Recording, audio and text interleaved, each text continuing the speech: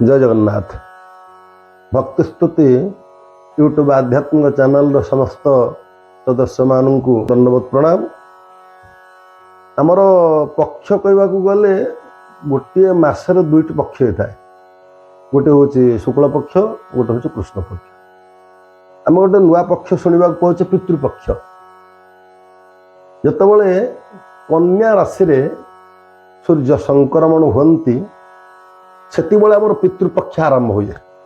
आश्विन मास कृष्ण पक्ष प्रतिपदा ठारू आरंभ करी आश्विन मास कृष्ण पक्ष अमावास्या पर्यंत ये जो 15 दिन को आम मान कही पितृपक्ष बा अपर पक्ष बोलिक कही। ये कन्या राशि जो आसिक पहुंची जाती सूर्य संक्रमण कन्या राशि को हुए, ठीक से बेले चंद्र मध्य पृथ्वीर निकटवर्ती हो जाए। आपण गोटे विदेश कोई चाकरी बाकरी कर आपणकर गोटे कौन से जरूरी ऑफिशियल काम रे आपण सहर पाखक आपण गोटे प्रोग्राम पड़ला, गोटे सरकारी काम किसी पड़ला, आपण जो निश्चित आसचंती गाँ पाखपाखी गोटे सरकारी कार्य आसचंती कि पाखापाखी आपणकर जन्मस्थान आपण निश्चित रूप से आपण घर गोटे पलि आस अल्प समय पे पलि आसवे ये घर कौन हो देखीदे बुली जा। से भली जो कन्या राशि रे सूर्य संक्रमण हुंती तो चंद्र पृथ्वी निकट में आसी पहुंच जाती, पाखापाखि हो जाती, चंद्र परिक्रमा हिसाब से पहुंच जाती। से चंद्रलोक पाखे नैऋत्य कोण पाखक आमर हूँ पितृलोक। नैऋत्य दिगरे चंद्र आसी नैऋत्य कोण पहुंच जाती, पृथ्वीर पाखापाखि हो जाती। तेणु पितृलोक मैंने कौन करती समस्ते आमर पृथ्वी आड़क टे चली आसती समस्ते। तेणु यही दिन मानकर भागवत कहुई आश्विन मास कृष्ण पक्षे पितृंग पूजिव प्रत्यक्ष। यहाँ हूँ आमर महालया श्राद्ध। यहाँ वृद्धि श्राद्ध नुहे आमर जो नंदीमुखी श्राद्ध ये पड़ुची काम्य श्राद्ध नुहे। श्राद्ध तो बहुत रकम श्राद्ध अच्छी, नित्य श्राद्ध, नैमित्तिक श्राद्ध, काम्य श्राद्ध इत्यादि श्राद्ध गुड़िक अच्छी। किंतु पितृपक्षर श्राद्धटा समस्त करणीय तर्पण मध्य करणीय। तृप धातुरे पीड़न, तृप धातुर अर्थ हूँ पीड़न, प्रीति करवा। भावे ल्यूट प्रत्यय होकरी तृप्ति शब्द निष्पन्न होइछि।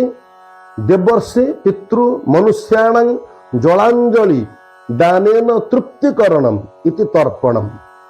नित्यं नैमित्तं काम्यं कर्मं तेषां निरर्थकम तर्पयन्ति जे पर्जन पितृन देवान मनुष्याणाम।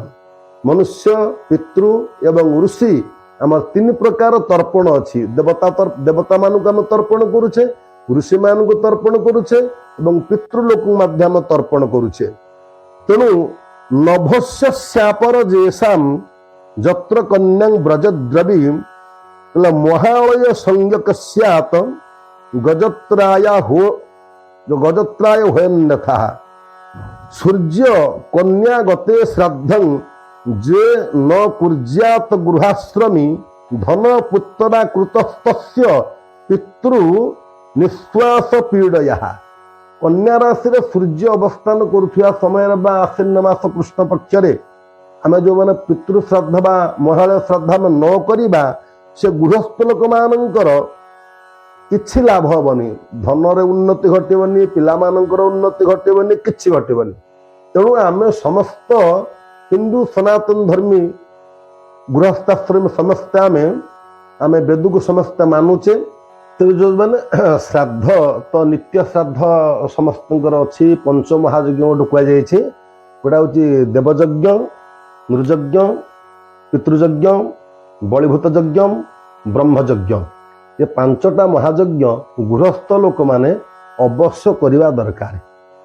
कौन पाई करिवे ना कुंडनी पेशणी चुल्ली उदकुंभिस्तमार्जनी पंच सुना गृहस्थस्य वर्तन्ते अहरह सदा।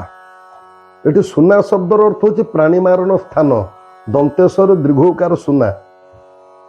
आम 5टी स्थान प्राणी मान को अज्ञात बद्ध कर जाल जाला बेले, आम कोटी समार्जन छांचुड़ी पहरा खरिकला बेले, आ कोटी फेसा चलेला बेले, हेमदस्ता फुटला बेले शस्य मान भीतर टिके टिके पोक जोक सी मरी जाउछंती।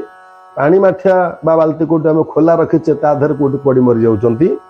तो तासांक्रमण निष्कृत्य महर्षि भी पंचक्लुप्ता महायज्ञ प्रत्यह गृह मेधिनाम से छोट छोट अज्ञात पापुर आमको निस्तार करबा पई महर्षि माने आमर पूर्वाचार्य पूर्वश्री मान समस्त कौन करचंती ना पंच महायज्ञ विधान करचंती। पंच महायज्ञ अवश्य समस्त सबुदिन पालन करबा दरकार गृहस्थ लोक माने कौन पर ना एक रोज ब्रह्मयज्ञ। ब्रह्मयज्ञ क्या कहती ना स्वाध्याय ब्रह्मयज्ञस्तु स्वाध्याय करे शतशास्त्र अध्ययन प्रतिदिन रामचरितमानस श्रीमद्भागवत महापुराण भगवत गीता चैतन्य चरितमृत जेकोसी शतशास्त्र वेदानुकूल शास्त्र को प्रतिदिन अध्ययन करवा स्वाध्याय हूँ ब्रह्मयज्ञ। प्रतिदिन प्रत्येक गृहस्थ लोक आम गोटे घर भागवत अध्याय गीता गोटे अध्याय कौन गोटे पाठ करवा दरकार ब्रह्मयज्ञ बोलिक कहुए।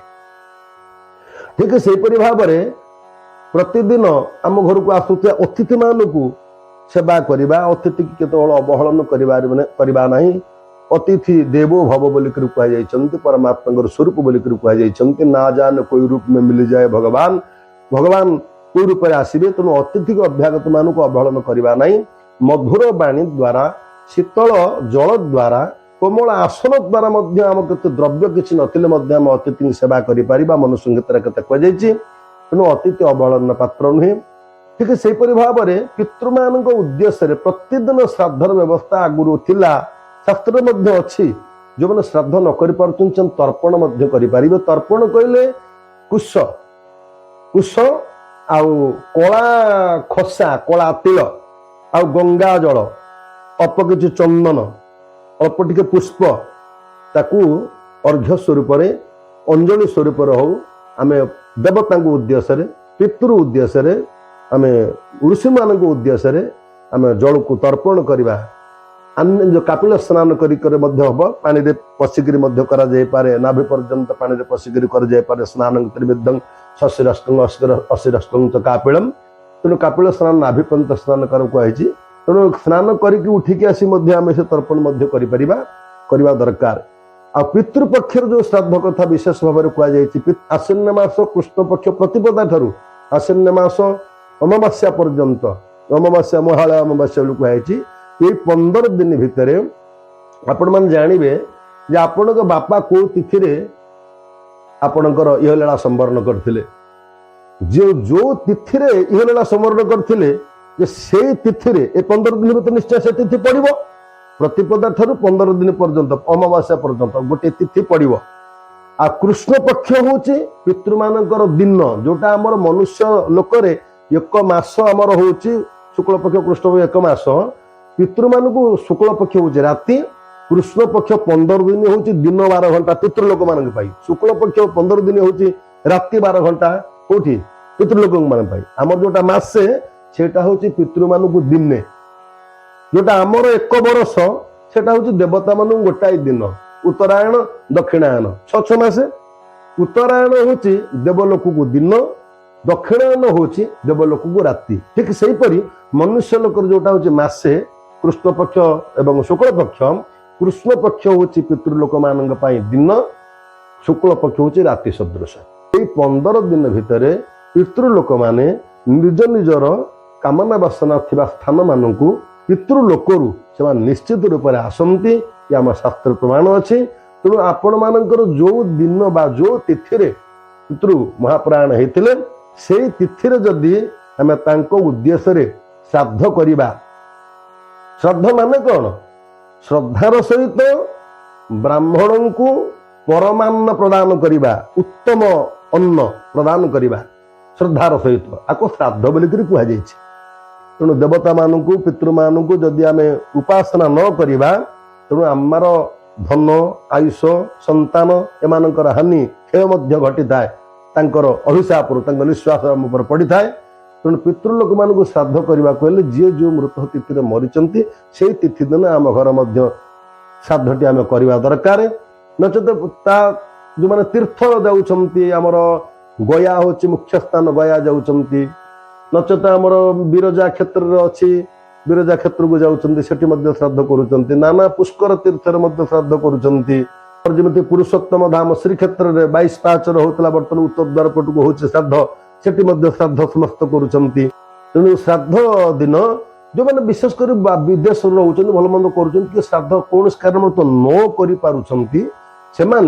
देखु गोटे उत्तम ब्राह्मण संध्या उपासन करुवा नैष्ठिकी सदाचारी विष्णु भक्त ब्राह्मण को जदि आप भोजन प्रदान करदेवे आपण को श्राद्ध होगला जान कहीं ना ब्राह्मण श्राद्ध देवता श्राद्धर देवता किए श्राद्धर देवता होती ब्राह्मण आपण मैंने विदेश में आप पाने आपण भारत पैसा पत्र पठाऊँ से भारतीय मुद्रा हेटी जाए पहुंची पारने से आपण पिला जो जो देश अच्छा से देशर डॉलर होगा से देशर मुद्रा ना ना जहाँ अच्छी से देशर मुद्रा है पहुंच जाऊँ ब्राह्मण हूँ गोटे माध्यम सदाचारी विष्णु भक्त ब्राह्मण को जदि आम परमान्न श्रद्धार सहित भोजन दबा आपण बापा जदि पशु होते मांसाहारी पशु सी मांस रूप में पहुंच आप बापा जदि माँ किए होते शाकाहारी पशु सी निकट में शाक सब्जी होकर पहुंचे तेणु आपण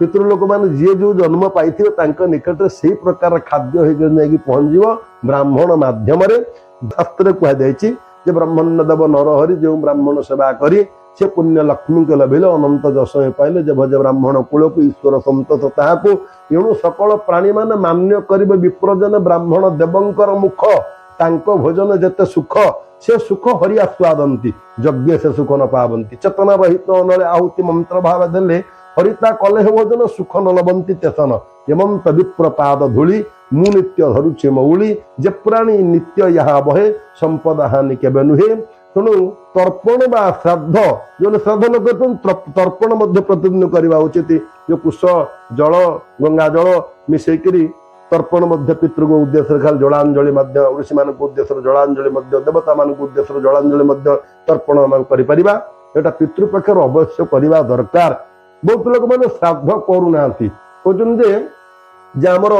वंश गोटे किए मृत हो जाइए तार वर्षिकिया जाइनी आम आ श्राद्ध करूँ ना ये संपूर्ण भूल कथा ये कथाटा मोटे नुहे जदि कौन लोक कार वंश किए परिवार किए मृत हो जाइए तार वार्षिक जाई नहीं आपण माने सुदशा व्रत करुचन ना आपण माने लक्ष्मी व्रत मध्य करुचंती करिवे जे जो व्रत उपवास करुथला से व्रत उपवास श्राद्ध वर्षिकिया जाइनी करिवनी से कथा नुह वर्षिकिया नगल मध्य श्राद्ध आपण वर्षिकिया नगला भितर भी आपण जो व्रत उपवास गुड़ा से गुड़ मध्य करि परिवे श्राद्ध मध्य करि परिवे श्राद्ध केबे लोप होबो नाही जदि आपनकर श्राद्ध मनकर आज पड़िछि आपण को ज्ञाति भीतर जड़े कई मृत्युवरण कला कौन हम ना श्राद्ध विघ्न समुत्पन्ने मृत्य सुतकर जो सब तदंते बा प्रकुर्वित दर्शेबा हरिवासरे जदि आपण अशौच भितर श्राद्ध पड़ी श्राद्ध लोप केबे हो पारिबनी श्राद्धटी से अशौचर 10 दिन अंतरे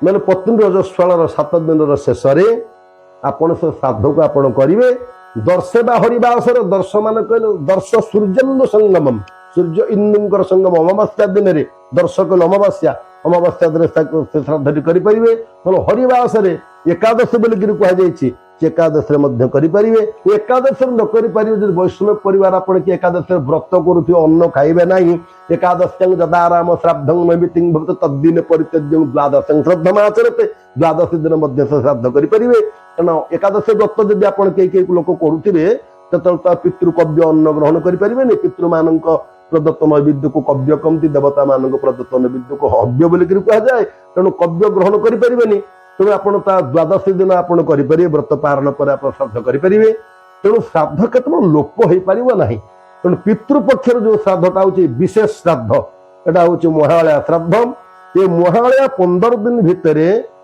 आपण मैंने घर में जमी शुद्ध शाकाहार भोजन करेंगे अखाद्य आणिक 15 दिन भितर खाइबा उचित नुह तेणु एटा को मानिले आम मानकर उपरे पितृलोक मानकर कल्याण पड़ो जो आम मानकर अधपतन बर्तमान घटुची पिला नष्ट हो धन रोजगार कले गोड़ो ना केवल पितृलोक मानकर निश्वास आम पर पड़ुची आम ठीक ठीक रूप श्राद्ध न कर तेणु ब्राह्मण को परिपोषण कर श्राद्ध ब्राह्मण भोजन करदेव ये 15 दिन भीतर निश्चित समस्त श्राद्ध करवा दरकार जे जो तिथि मृत होती से तिथि कले भल ना आपन को सुविधा अनुसार जो दिन करवा गजकुंभांतर जोग अच्छी से गजकुंभांतर जोग गोटा हूँ त्रयोदशी तिथि ମଘା ନକ୍ଷତ୍ର ହେଇଥିବ ସେଦିନ ଯଦି ଆପଣ ଶ୍ରାଦ୍ଧ କରିଦିଏ, ମହାଳୟା ଭିତରେ ସେ ଶ୍ରାଦ୍ଧ ଦେବାକୁ ପଡେ, ସେଦିନ ଯୋଉ କରିଦିଏ, ସେଦିନ କ୍ଷୀରି ପାୟସ ମଧ୍ୟ ପିତୃଙ୍କ ଉଦ୍ଦେଶ୍ୟରେ ପ୍ରଦାନ କରିବା ପାଇଁ ଭୀଷ୍ମଦେବ ମହାଭାରତରେ କହିଛନ୍ତି କଥା।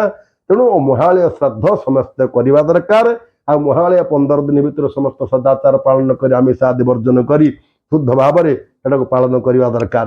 ଶାସ୍ତ୍ରୀୟ ପ୍ରମାଣ ଅନୁସାରେ ଗଦାଧର ପଦ୍ଧତି ଆଉ ଅନ୍ତ୍ୟକର୍ମ ଶ୍ରାଦ୍ଧ ପ୍ରକାଶ ଏ ଯୋଉ ଗ୍ରନ୍ଥ ମହାଭାରତରେ ଭୀଷ୍ମ ପର୍ବର କଥାର ଯୋଉ ଶ୍ରାଦ୍ଧ ଉପାଖ୍ୟାନ କଥା ସବୁ ରଖିଲି, ଆପଣମାନେ ପ୍ରମାଣ ସହିତ ବା ଭଗବାନଙ୍କ ଚରଣରେ ଭକ୍ତି ରଖି ପିତୃମାନଙ୍କ ଉପରେ ବିଶ୍ୱାସ ରଖି ଏ କଥାଟାକୁ କଲେ ଆପଣମାନଙ୍କର କଲ୍ୟାଣ ନିଶ୍ଚିତ ହବ। ତେଣୁ ସମସ୍ତେ ପାଳନ କରିବା ଦରକାର। ଜୟ ଜଗନ୍ନାଥ।